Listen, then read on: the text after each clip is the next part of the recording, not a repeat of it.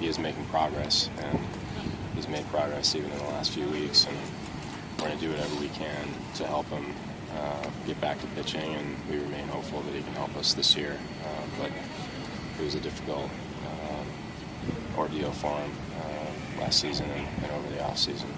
Is the embolism thing okay at this point? Yeah, I mean, it's more in the back. That was something that needed to get resolved in order for him to be Healthy enough to do surgery, safely do the surgery.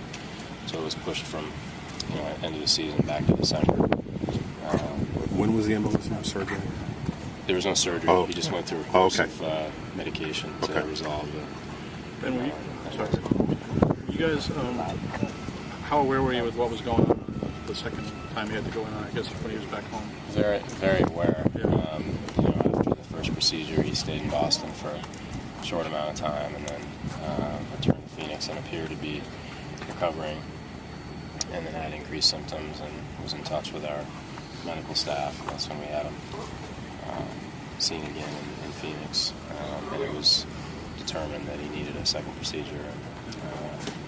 So the second procedure seems to have solved the issue, and now he's in recovery. And understandably frustrated that he's not further ahead, but I still feel like he can help us this year. Did you guys understand it? Was it something that went wrong the first time, or was it something additional that had to be done? Because he said there were basically that there was something wrong when he first had it. Yeah, I don't know. I don't have enough expertise in that area to comment specifically on exactly what happened, but apparently the first procedure there was some soft tissue that was irritated after the first procedure. Some piece of bone that was rubbing against the soft tissue around the spine and causing irritation, and ultimately fluid buildup and caused increased symptoms. And so that made it very uncomfortable, and also required the second procedure to happen. And again, that seems to have resolved the issue, and he's making progress. What he said specifically was he said I had 2 bone spurs that needed to be removed, and then 2 others that were supposed to be left alone. And that one of those 2 others was mistakenly, they said partially removed. I don't know if you can speak to that at all. All I know is the second procedure needed to happen, and that's unfortunate, and certainly with any player that requires a surgery, you don't want to have to go back in and do anything a second time, certainly not soon thereafter. But I can't speak to the specifics of what happened in the first procedure. It's not my area, but there was something in there that wasn't taking the way it was planned, and you go back in and clean it up again.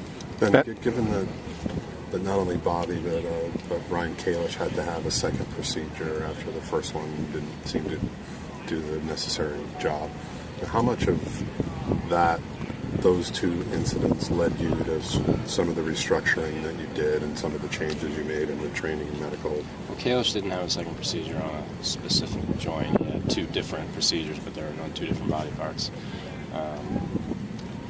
And then with regards to Jenks, it didn't, frankly. This was the changes we made to the medical staff were obviously in motion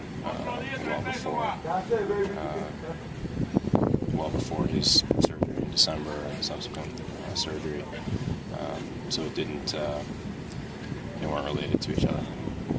Is this something that you guys are looking into to try to figure out what happened the first time? Or? Yeah, we've, as soon as his symptoms returned and he had to go back into the hospital in Phoenix, we obviously looked back to find out as much as we could. And, it's just it's a delicate area, obviously, the area you had surgery in. And with any surgery, there's no guarantee that you go in and everything's taken care of. In this particular case, unfortunately, I had to go in a second time, and I can understand Bobby's frustration, but all we can do now is help him kind of move forward and hopefully he can help the team. What do you see as a timetable for him to at least begin baseball activities? We don't have a timetable on it. We're trying to help him right now. Just focus on recovering physically. Get to being asymptomatic and getting his range of motion back, and then we'll slowly ramp up baseball activity, including a throwing progression. But no timeline for it right now. And is this a case where there could be the potential for insurance claims, or is that something that you look at down the road? Yeah, I don't know. It's not something we've discussed at this point. Ben, how scary has this been for him through this whole process, and watching him and talking to him and everything?